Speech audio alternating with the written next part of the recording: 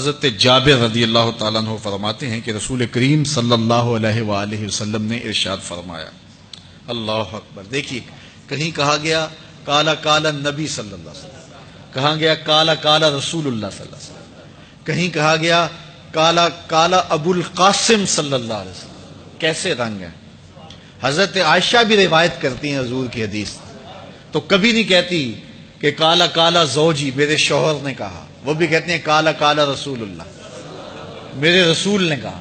حضرت عباس روایت کرتے ہیں تو کبھی نہیں کہتے کہ میرے بھتیجے نے کہا، وہ بھی کہتے ہیں کالا کالا رسول اللہ صلی اللہ علیہ وسلم۔ اللہ اکبر۔ حضرت علی روایت کرتے ہیں، حضرت علی حضور کے بھائی لگتے ہیں نا، تو کبھی نہیں کہتے کالا کالا اخی، میرے بھائی نے کہا، وہ بھی کہتے ہیں کالا کالا رسول اللہ صلی اللہ علیہ وسلم۔ اللہ اکبر۔ یار رسول کا رشتہ کتنا بڑا رشتہ ہے، تو کوئی نہیں کہتا میرے شوہر نے کہا ہے، کوئی نہیں کہتا میرے بھتیجے نے کہا ہے، کوئی نہیں کہتا کہ میرے بھائی نے کہا ہے، سارے کہتے ہیں میرے رسول نے کہا ہے۔ تو یار یہ کتنا بڑا رشتہ ہے، کتنا عظیم رشتہ ہے، تو اس رشتے کے ساتھ فخر ہوتا ہے، ناز ہوتا ہے۔ اللہ اکبر۔ تو یہ کیا کہتے ہیں؟ کالا ابو القاسم، اب یہ کہتے ہیں کالا کالا رسول اللہ صلی اللہ علیہ وسلم۔ رسول کریم صلی اللہ علیہ وسلم نے ارشاد فرمایا، اُرِدَتْ عَلَيَّ النَّارُ، میرے اوپر جہنم کو پیش کیا گیا، میں نے جہنم کا ملاحظہ کیا، تو میں نے وہاں ایک عورت کو دیکھا، اس کی ایک بلی تھی، اس بلی کی وجہ سے اس کو میں نے عذاب میں مبتلا دیکھا۔ کیسے بلی کی وجہ سے اس کو عذاب دیا جا رہا تھا؟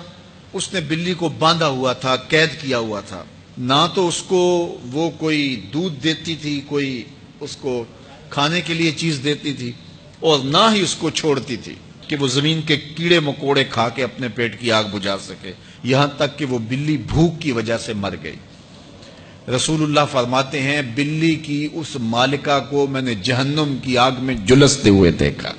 اور عمر بن عامر الخزائی، بنو خزاعہ کا شخص عمر، اس کو میں نے دیکھا اپنی انتڑیوں کو جہنم کی آگ میں دھکیل رہا ہے، اس کی انتڑیاں نکلی ہوئی ہیں اور جہنم کی آگ میں گھسیٹتی ہوئی اس کی انتڑیاں جا رہی ہیں۔ یہ پہلا شخص تھا جس نے سائبہ بنائے تھے، جانوروں کے کان چیر دیے اور بتوں کے نام پہ چھوڑ دیے، یعنی سب سے پہلے بت پرستی کا آغاز عرب میں کرنے والا بنو خزاعہ کا عمر بن عامر یہ تھا۔ تو اس کو میں نے حضور نے فرمایا دیکھا کہ یہ جہنم کی آگ میں جلس رہا ہے، چونکہ اب جتنے بھی لوگ بت پرستی کریں گے ان سب کا گناہ عمر بن عامر کے نامہ اعمال میں درج ہوگا، ان کو بھی گناہ ملے گا جو بت پرستی کرتے ہیں۔ اور چونکہ ایجاد اس نے کیے تھے، بت اس نے بنائے تھے، تراشے اس نے تھے، پھر اس کے بعد اس نے جانور بتوں کے نام پہ چھوڑے تھے، چڑھاوے چڑھانے کا انداز اختیار کیا تھا، لہٰذا اس کو جو ہے وہ گناہ پہنچتا رہے گا۔ تو کہا میں نے اس کو عذاب میں مبتلا دیکھا۔ تو اگر خیر کی بنیاد رکھو گے نیکیاں ملتی رہیں گی، کھاتے کبھی بھی کلوز نہیں ہوں گے، اور اگر برائی کی بنیاد رکھو گے قیامت تک اس برائی پر جو عمل کرتے رہیں گے اس کا گناہ بھی کھاتے میں پڑتا رہے گا۔ اللہ اکبر۔ تو ہمیں اچھائی کی طرح ڈالنی چاہیے، نیکی کی طرح ڈالنی چاہیے۔ آقا کریم علیہ الصلوۃ والسلام نے ایک موقع پر فنڈ مانگا تو ایک شخص نے اٹھ کر کے پیش کیا، تو جب اس نے پیش کیا تو اس کے دیکھا دیکھی دوسرے بھی کھڑے ہو گئے، دوسرے بھی پیش کرنے لگے۔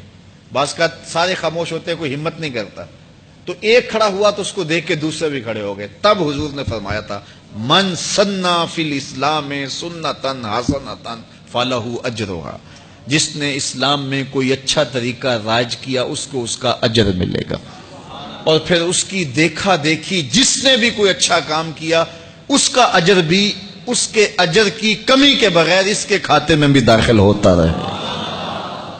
اس لیے نیک، اور میں کئی لوگوں کو جانتا ہوں کہ جو جمعۃ المبارک کے اجتماع میں، پیر کے اجتماع میں لوگوں کو لے کے آتے رہے، کسی وجہ سے وہ خود نہیں آتے لیکن جن کو لے کے آتے رہے وہ اب بھی آ رہے ہیں، تو وہ اگرچہ نہیں آ رہے اور کچھ فوت بھی ہو گئے ہیں، تو جو جن کو لے کر آئے ان کے کھاتے کا ثواب ان کے نامہ اعمال کے کھاتے میں بھی درج ہوتا رہے گا۔ تو اس لیے اچھائی کی طرح ڈالو، نیکی کی طرح ڈالو، اچھائی کی طرف جاؤ۔